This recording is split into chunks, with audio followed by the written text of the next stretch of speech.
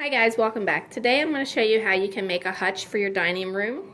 Right now we just have all the parts taped together just so that we know that it all fits before we start actually gluing it together. So if you want to learn how to make this, stay tuned and watch till the end. Okay, so the very first thing you want to do is go on the website and download the free template with all the measurements and everything. Then you want to cut out all your pieces, tape them together to make sure they all fit, and then you want to start with the bottom. Take your two side pieces to the bottom and you want to go ahead and apply some glue. The back you're going to put right there, and then you want to line it up. Make sure that when you're doing this you're making it square, otherwise it's not going to look right. It's going to be wonky. So go ahead and just glue both sides on. Get yourself a square and then square it up. Alright, then you want to take your front piece and apply some glue to each side. And if you don't have the ability to cut your front piece out because you don't have a bandsaw or a coping saw, you can go ahead and use some chipboard. Chipboard is very solid cardboard, and it comes in different measurements, so you can get it at like a 1/8 inch thick, and if you can't then you can double it up. Alright, so this is what chipboard looks like. You can find it in the scrapbook section, and it's pretty close to 1/8 inch thick, and you can get it thinner too, or you can get the 1/8 inch. Alright, now once you have that cut, then you want to go ahead and apply glue all the way around there and then put the base top on.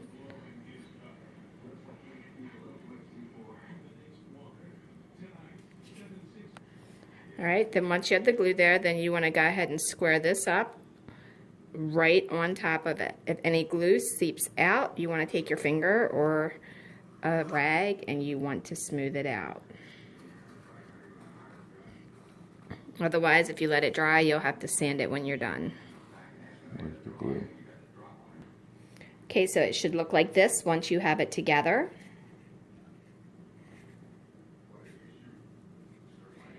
You can actually put it flat and then just press it down like that if you don't think you have it square, and it'll square it up.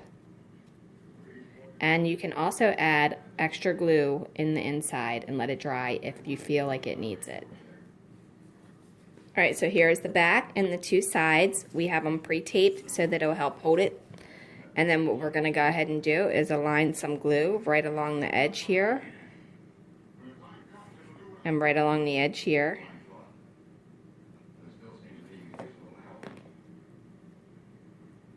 Blot it a little bit so it's not so everywhere. Alright, you pull them up, put them on top. Make sure they're even with the top and bottom and even with the side. Okay, so once you have that done, then you want to take your bottom piece, which should be pretty set by this point, and you want to glue this right on top of here. So turn it upside down, apply some glue right along that bottom edge all the way around. Don't go overboard with the glue. Okay, and don't be excessive with the glue, otherwise you'll have a mess.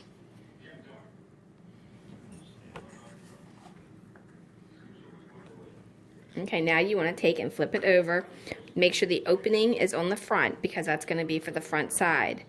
Then you want to put it in the center of each, so you want to make sure that you're having it even. Leaving equal amounts on both sides. Okay, so then you want to lay it on its back and you want to square up the sides to make sure that they're straight.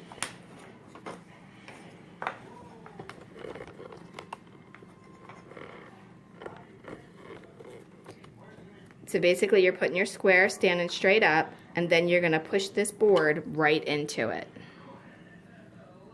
to make it even. So at this point you're going to take the back and the sides and you're going to apply some glue right along here.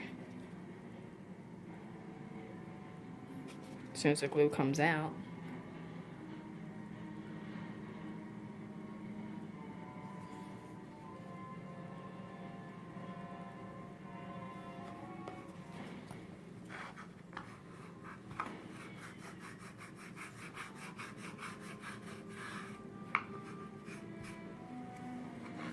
Okay, and then you want to attach both sides to where it looks like this.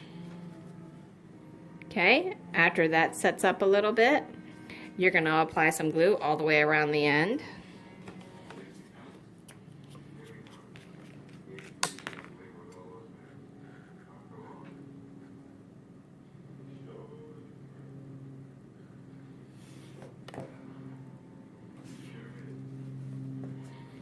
And then you're going to take your bottom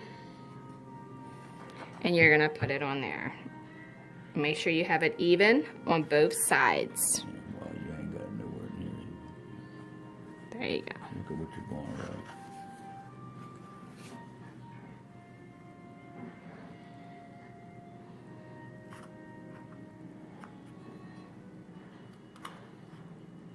Right, then you want to take your square and you want to square it up.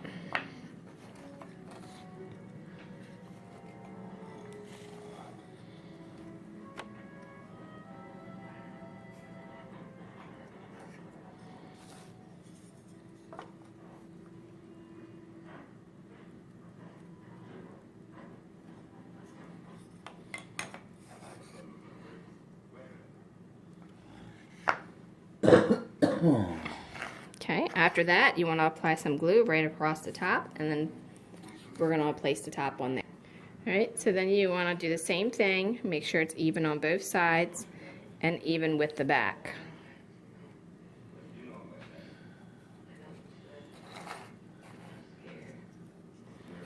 Make sure you have equal space.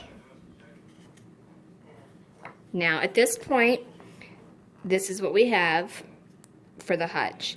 Now, it doesn't matter how you finish the bottom. If you want to make the bottom like your dresser drawers that we had and make a small dresser out of this at the bottom, or if you want to do doors or whatever, we're actually going to do doors.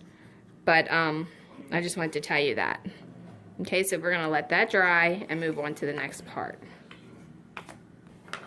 Okay, now you want to take the very top, back, and sides, and what you're going to do is you're going to apply some glue right along the edge.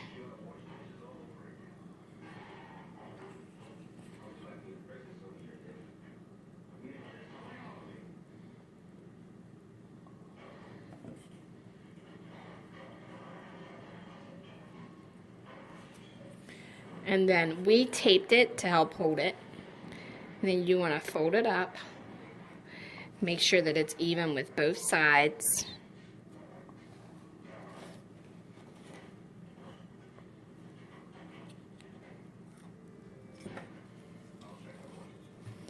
Use your square to make sure it's standing straight.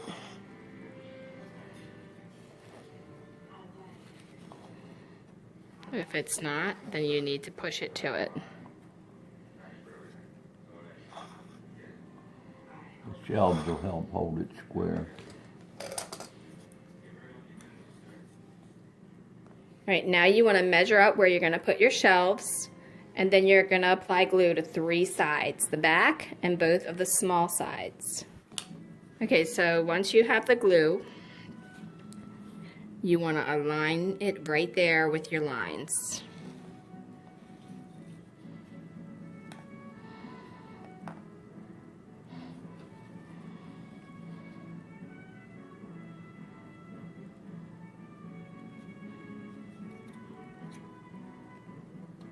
Alright, now you want to measure for your next shelf and then put the next one in. Alright, now I'm just going to apply the next shelf the same way.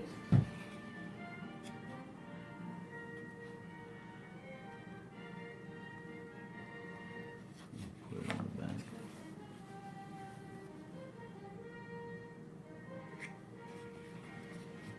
Then you just want to even it up.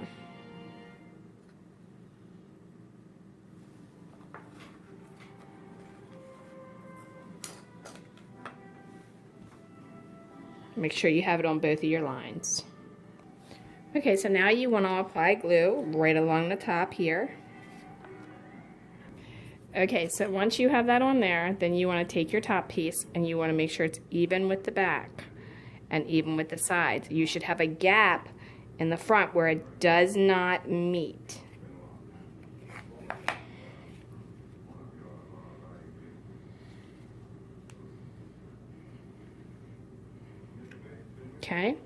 So it should look like this, where you have that spacing. And the reason for that spacing is because it's for this piece to sit on. All right. Now what you want to do is you want to go ahead and run some glue right along here, or you can put it along here, whichever is easier. And then we're going to apply that there. Okay, now just attach it right to the top. Make sure you have it even on both sides.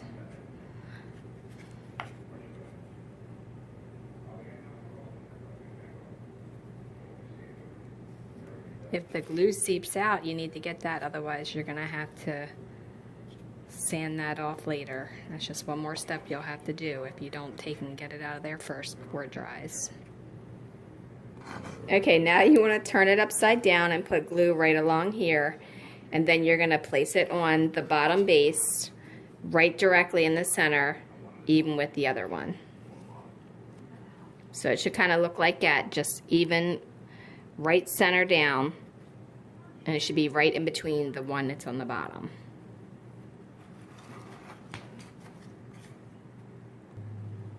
At this point, that's what it should look like.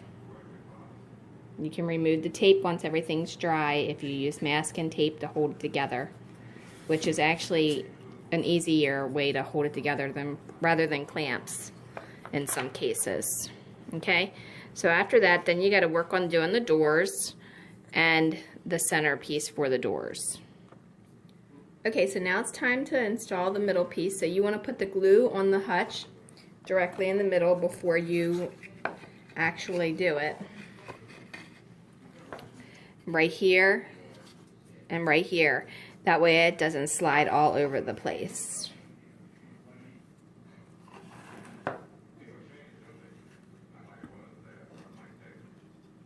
Put one in first and then the other end. And you want to set it back so that it's the same distance as these sides.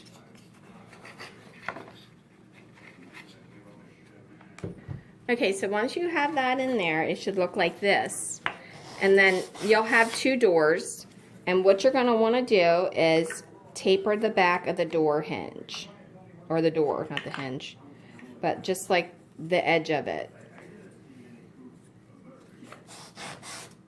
You can see how this one here, it looks like it's a little bit rounded right there. Just a tiny bit. That's what you want to do. And you can do it just by rubbing it on a piece of sandpaper. Okay, now don't do it a whole lot, because if you do, then you won't be able to use the pen hinge as we're going to do. Basically what you're going to need is some stick pens. You get them in the sewing department. They look like that. They got a little tiny head on them.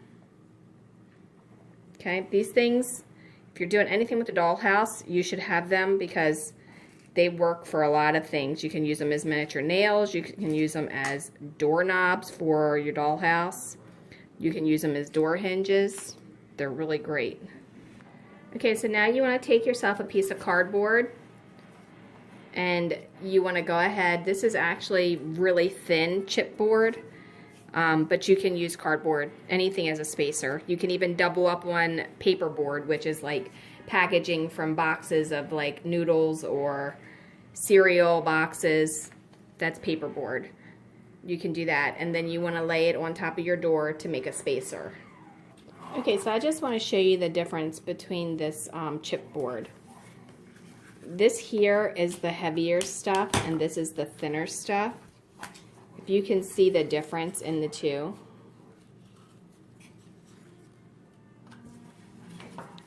It's a big difference. So you want to get the heavy weight if you're going to use it for furniture. This stuff is great for the backing or to use as spacers. Okay, so now you want to push the stick pen right up through the bottom of it, just like that. Make sure you hit in the middle of the door. Okay, so once you have it on in there, then you want to cut off the excess.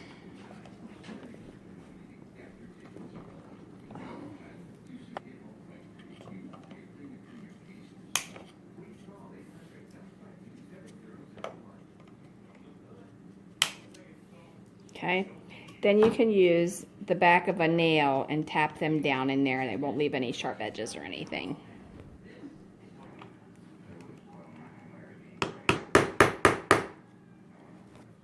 Okay, so at this point you can remove your cardboard. And if you want to apply hinges or whatever, you can apply hinges. Oh, we're going to have to move those nails. See, that won't open. We'll have to shave it. It must have moved on us. But basically, they should open. Okay, so what happened was he flipped the door and we didn't have the bevel edge on that side. So now he's just using the box knife and it's going to bevel it. We put it on backwards. So it didn't actually move, it was just on backwards. Yeah, I just slipped the sandpaper underneath it there, and I'm just going to, rather than take the door off, just do it that way. This is easier than taking it completely out and replacing the pins because we already cut the pins off. So you might want to check it before you cut them off that your door's actually open. Yeah. Okay, so now you want to go ahead and sand it completely down with some steel wool and some extremely fine sandpaper. This stuff is like very, very thin compared to, or not very thin, but very fine compared to this. I'm not sure if you can see the difference in the two. Like you can kind of see on this one a lot of like little sparklies. It's because it's a coarser sandpaper. But when you get done sanding it, then you want to take some steel wool over top of it. And you can find this in your local hardware store. It's very, very fine. Right. 4/0 steel wool, it's called. 4/0 steel wool. Basically, it has 4 zeros on the package. Okay, so if you notice here, it's got the 4 zeros highlighted in red. And over here, it's got the single zero highlighted. So you want the one that's fine. The more zeros, the finer it is. See, it's coarse, fine. So this is what you want. And that'll actually give you a really good textured finish. Okay, and the fine sandpaper is 220 grit. If you notice, it's 220 here. It's made by 3M. It's pro grade precision. And this stuff, I mean, we sand with it and then we wipe it off with the rag and then it still keeps sanding for like ever. It's like my dad just said, we haven't even used a full sheet since we've been doing it because we just keep wiping it off and reusing it. Like this. As long as it don't load up on there, it seems to work fine. You know? Just take a rag and wipe it off. This has got glue on it, that's why that's there. But yeah, I mean, it lasts really good. So it was worth the money to pay that little bit more for it. And as you can see, both the doors now open and close. We fixed that little problem. There was a little hiccup in there because we put the door on backwards. But these are just sew-in stick pins, and you can push them through, and then you can have some doorknobs.